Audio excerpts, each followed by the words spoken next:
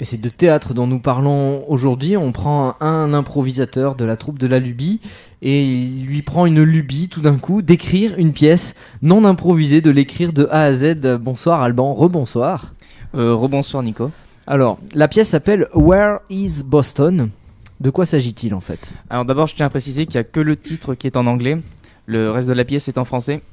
Alors Where is Boston, ça raconte l'histoire d'agents du FBI qui sont à la recherche d'un mystérieux individu appelé Boston.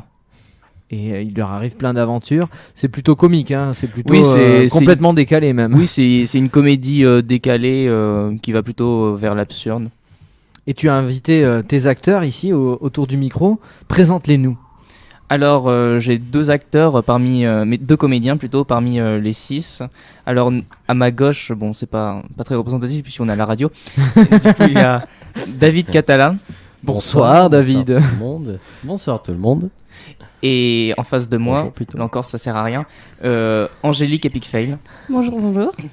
Et comment tu les as recrutés, ces comédiens ? Alors, justement, comme on le disait avant, la plupart, je les ai connus en les croisant dans des ligues d'improvisation. Je les avais déjà vus jouer. Certains, c'était même déjà des amis. On avait fait des projets ensemble en dehors de l'impro.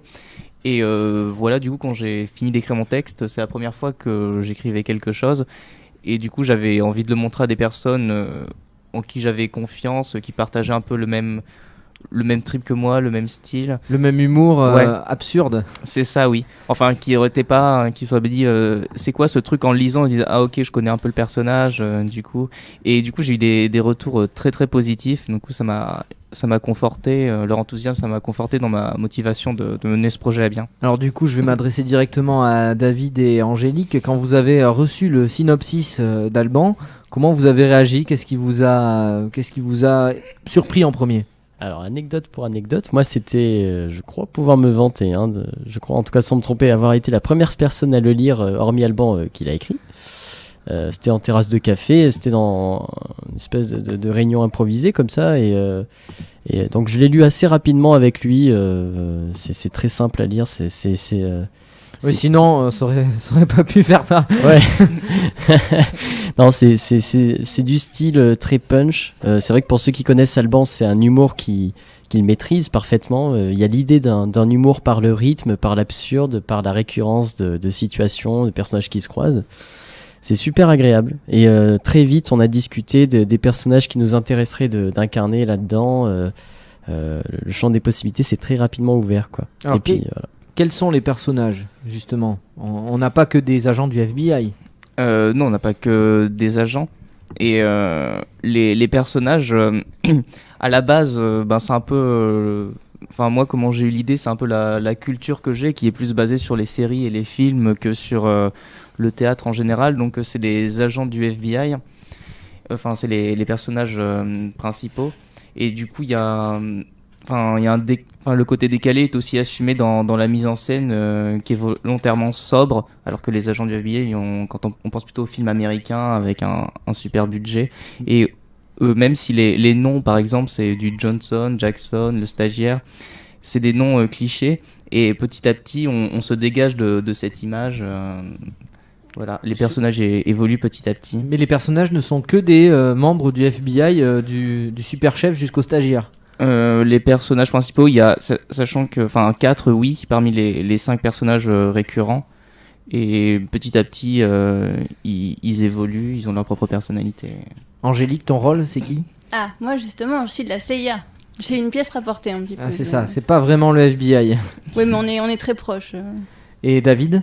Alors moi je suis également un agent, enfin pas encore un agent du FBI puisque je suis un stagiaire. Je suis un petit peu le petit Jones de la bande qui essaye de s'intégrer pour peu à peu gagner ses galons dans cette enquête. Et Voilà. qui apprend petit à petit avec on va dire des maîtres stagiaires pas très commodes. Je vous propose d'écouter tout de suite un extrait de l'agent David en train de se faire en train de subir une leçon d'un de ses supérieurs.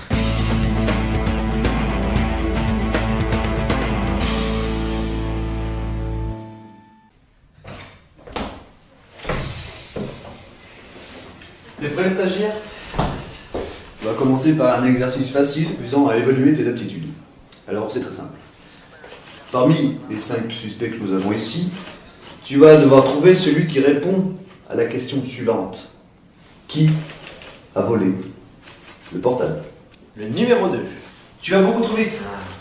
Prends le temps de regarder la description de chaque personnage. On a un mafieux, un pédophile multirécidiviste, un pickpocket, un tueur à gages, et enfin, un homme politique. En gros, je dois trouver celui qui a le plus intérêt à voler le portable. C'est ça. Je dirais le 4. Pourquoi le 4? C'est peut-être une sorte de rituel. Avant de passer à l'acte, il vole toujours le portable de sa victime. Sans aller jusqu'à dire que c'est impossible, c'est quand même peu probable. Et c'est encore. Je peux avoir un indice?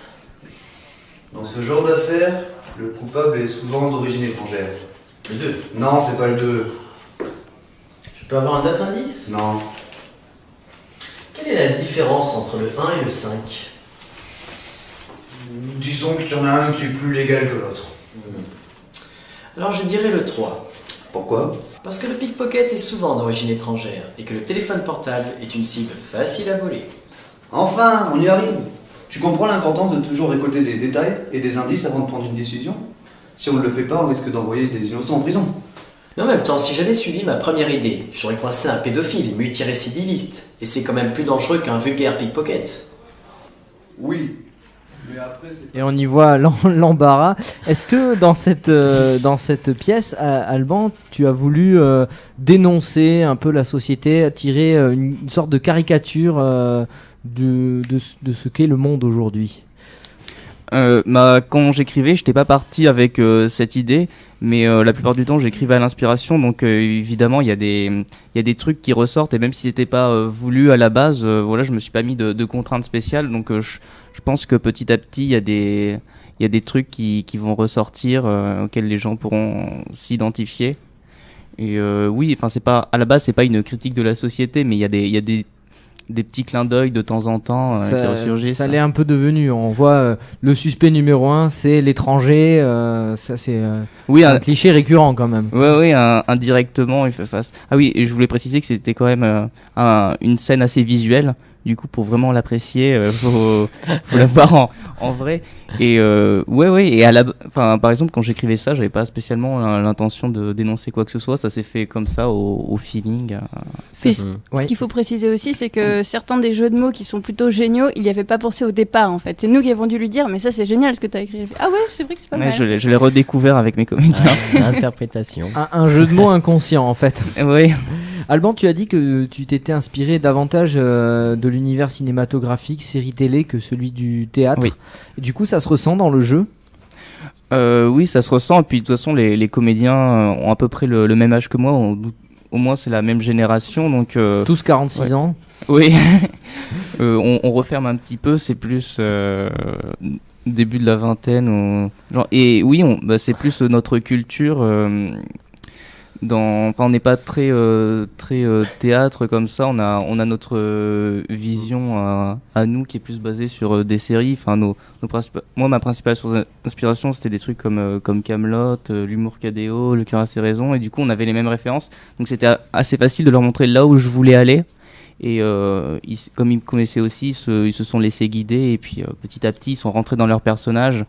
Et voilà, après j'ai juste à les guider et puis ça se faisait tout seul, quoi. Mais dans le jeu d'acteur, ça change? Dans la façon de jouer, est-ce qu'on jouerait différemment si on était au cinéma de si on est sur une scène devant un public?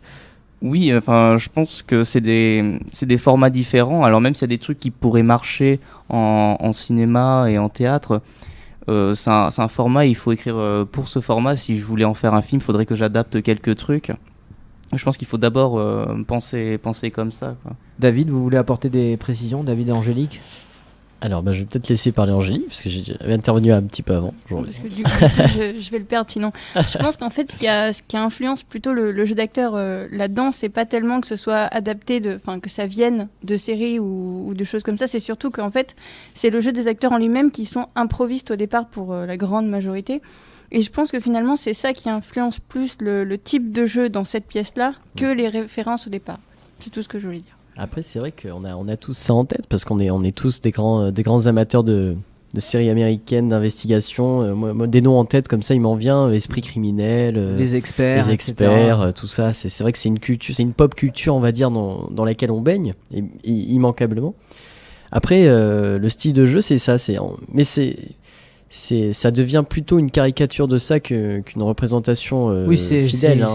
C'est presque une parodie. Hein. Oui, en regardant, Après, si on prend tout au premier degré, on va pas apprécier la pièce. Mais le génie, alors, je dis ça, il est à côté, donc c'est un bon point pour Je moi. t'en prie, Mais le Je génie, me bouche les oreilles.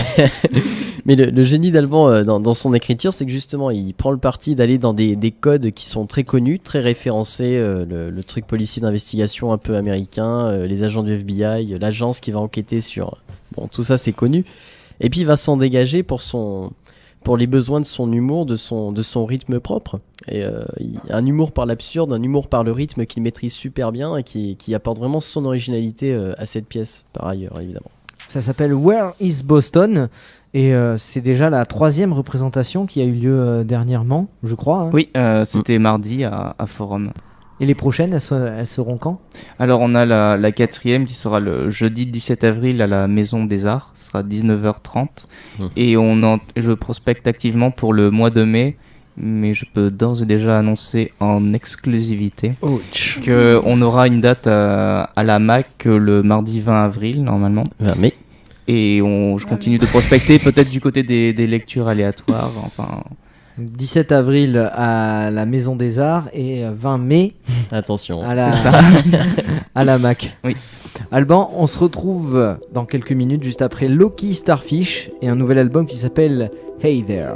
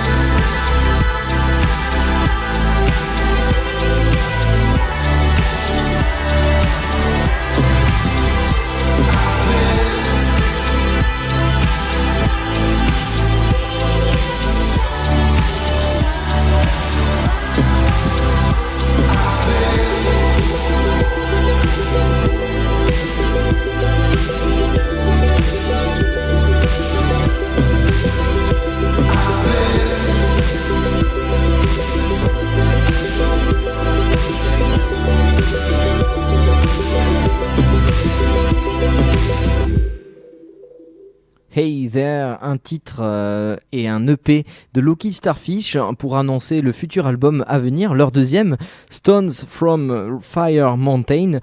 Si vous avez fait attention aux paroles, c'est un conte fantastique. Ça commence par une déclaration d'amour qui vire à la passion mortifère. Affaire à suivre. Je ne sais pas s'il y aura une déclaration d'amour dans la pièce Where is Boston qui a été écrite par Alban Valenbois. Peut-être, hein, entre Angélique, l'agent secret de la CIA, infiltré au FBI et le stagiaire. Le seul moyen de le savoir, c'est d'aller voir la pièce. Ah, on ne saura rien. 17 avril, je rappelle les dates. 17 avril à la Maison des Arts, juste en dessous de Radio Campus Bordeaux. Ça sera à 19h, hein, c'est ça ? 19h30. 19h30, pardon, autant pour moi. Je vous en prie. Question au niveau des coulisses de cette pièce de théâtre. Comment ça s'écrit, surtout quand on vient du milieu de l'improvisation, comment ça s'écrit une pièce de théâtre ? Au début, quand j'ai commencé à écrire, c'était surtout pour le fun. J'avais pas spécialement en tête d'écrire une pièce de théâtre. J'écrivais pour le plaisir et petit à petit je me suis pris au jeu, et c'est vrai qu'à côté de ça j'ai toujours fait beaucoup d'improvisation théâtrale et j'avais envie de faire un truc un peu plus concret, et je commençais à me prendre au jeu, donc le projet naît petit à petit, mais comme je le disais, j'ai pas énormément de références théâtrales, donc mais on commence par quoi ? On commence par le synopsis, c'est l'histoire d'un agent du FBI qui va chercher Boston, ou on commence vraiment avec les personnages, les didascalies c'est l'idée de base, et je me suis dit, et le contexte, et du coup c'est l'idée de base et le contexte, et après je me suis dit, est-ce que cette idée elle a du potentiel ? Et après j'avais des idées de situations, j'étais curieux de savoir comment ces personnages allaient réagir dans ces situations, et quand j'ai vu que ça commençait à prendre, et petit à petit j'ai commencé à créer un scénario, parce que si je voulais que ça tienne sur la longueur et que je voulais que les personnages évoluent, je l'ai créé petit à petit, mais à la base c'est le contexte, l'idée de base et quelques situations que j'avais envie d'exploiter. Le scénario est venu après. Et est-ce qu'il y a un découpage particulier, comme au théâtre, une pièce en 3 actes avec le premier acte, la présentation, le deuxième, situation, déroulement, et puis la conclusion dans le 3e acte ? Je suis assez sensible au fait qu'il y ait une situation initiale, un élément perturbateur, des péripéties. Par contre, au niveau du théâtre, j'ai pas de structure en particulier. D'ailleurs, ça ressemblerait plus à un film découpé en plusieurs scènes. Qu'à une pièce de boulevard où on est tout le temps au même endroit et c'est des entrées-sorties. Là, c'est plutôt différentes scènes pour symboliser différents endroits, et ça s'enchaîne comme ça. Et qui dit différentes scènes dit différents décors. Justement, comme je le disais, on a joué sur le côté décalé entre le fait qu'on n'a pas de moyens et le fait que l'image du FBI, c'est des films qui ont à gros budget. Donc nous, justement, on a fait ça pour se permettre de changer de décor à chaque fois. On n'a qu'à bouger les chaises et les tables, comme ça c'est plus pratique. Et ça, par contre, j'y avais pensé quand je l'avais écrit. Je savais que j'aurais pas beaucoup de moyens, alors je me suis dit faut que je fasse avec.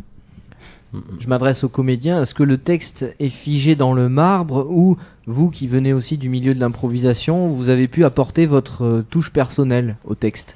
Alors, c'est un des avantages de cette pièce, c'est qu'effectivement elle a évolué en un an au fur et à mesure du travail de mise en place, de mise en scène entre nous. La majeure partie du texte est restée le même, il n'y a pas eu de grande modification, il n'y en avait pas le besoin, hein, elle est très bien écrite, je redis en regardant allemand. Fais attention à ce que tu dis. Voilà. Mais voilà, il y a un petit moment, alors je vous dis pas plus parce que je tiens pas à spoiler quoi que ce soit, il y a un petit minuscule moment qui se veut improvisé, qui est conçu pour en vérité, mais c'est simplement une séquence donnée, hein. Et après le reste est écrit. Il y a des petits éléments, mais je pense que c'est le propre de toute pièce, en tout cas contemporaine. On s'amuse pas évidemment à changer les textes de Shakespeare ou de Molière, mais les textes contemporains, quand on connaît l'auteur, on peut éventuellement avec lui, si on est comédien sous sa mise en scène, discuter du texte, d'une éventuelle modification d'une phrase ou d'un mot particulier. Bon. De légères modifications, il y en a eu, mais elles sont restées légères, hein, quand même. Évidemment. Mais ça fait partie de ce qui est vraiment agréable dans le fait de travailler avec Alban, c'est que... Oui, voilà. Je ne sais pas ce qu'il vous a fait, mais vous avez à cœur de le valoriser. Il nous a écrit une super pièce, et après, quand on sort de là, il y en a plein de compliments, donc forcément. Mais c'est vraiment agréable parce que il avait une vision de la pièce et il nous l'a pas vraiment imposée. C'est-à-dire qu'il nous a dit où c'est qu'il voulait qu'on aille, il nous a dit je vous fais confiance. Je sais que vous allez faire quelque chose de bien, donc allez-y. Vous proposez, si ça va, on garde, si ça va pas, on garde pas. Et c'est vrai que c'est très très agréable de travailler comme ça, parce qu'au final, ça donne une pièce beaucoup plus riche que ce qu'elle était au départ. peut-être un petit peu différente, mais au final, vu qu'on le respecte autant qu'il nous respecte, et on respecte son travail et la pièce, on n'a jamais cherché à changer vraiment les choses, on a juste voulu améliorer un petit peu, comme on travaillerait tous le même diamant pour qu'à la fin ça fasse une super bague. Ouais, exactement. Voilà, quoi, c'est pas... Vous envisagez de former une compagnie ensemble dans l'avenir? C'est un peu le cas. C'est vrai que j'ai créé du coup une association, donc une troupe pour m'aider à monter le projet, parce que de toute façon si on crée pas d'association on peut pas avoir de salle, on peut rien faire. Et du coup je l'ai fait pour ça, mais à l'avenir j'aimerais bien la faire durer dans le temps. J'aimerais bien, après on verra ce que l'avenir nous réserve, mais c'est vrai que ça serait assez cool de pérenniser le truc. Elle s'appellera comment cette compagnie? Elle a déjà un nom, c'est un clin d'œil à la pièce, elle s'appelle les Galapagos, Galapa, plus loin G-O-2-S-E-S. Clin d'œil à la pièce, ça parle de tortue dans Where is Boston? Ça ne parle pas que de tortue, mais il y a une scène où à un moment on y fait référence, et quand je cherchais le nom du coup pour l'association, on avait répété cette scène la veille, et je crois que c'est Angélique qui m'avait proposé le nom. Et comme je voulais un nom un petit peu original qui fasse pas trop troupe de théâtre dans le vent, je me suis dit tiens ça c'est décalé. Disons que je suis plus ou moins la première concernée dans cette histoire de tortue, donc j'ai pris ça très à cœur.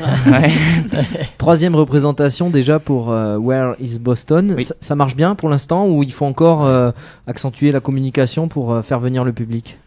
Niveau communication, c'est quand même pris assez tôt.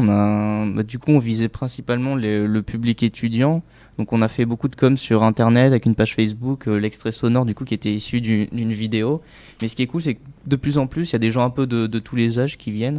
Et pour l'instant, ça marche bien. On arrive à avoir on tourne autour des 80 personnes à chaque fois sur les 3 représentations. Donc, on est content et on commence petit à petit à bénéficier du bouche à oreille, sachant que c'est une pièce où on n'avait pas spécialement de prétention, c'était pour nous qu'on le faisait, donc on est quand même très content des retours et de l'engouement qui commence à y avoir autour. Quelle est la part de répétition, travail vraiment de la pièce et représentation par rapport au travail de communication, de marketing, de recherche de dates, de tout ce qu'il y a autour et dont on ne se rend pas compte quand on va voir la pièce? Il y en a vraiment beaucoup. Du coup, les répétitions, c'est vraiment le moment où on se fait plaisir. Non, mais en pourcentage. En pourcentage, je dirais au moins 3-4 fois plus tout ce qui est autour, genre communication, logistique, financement, ouais.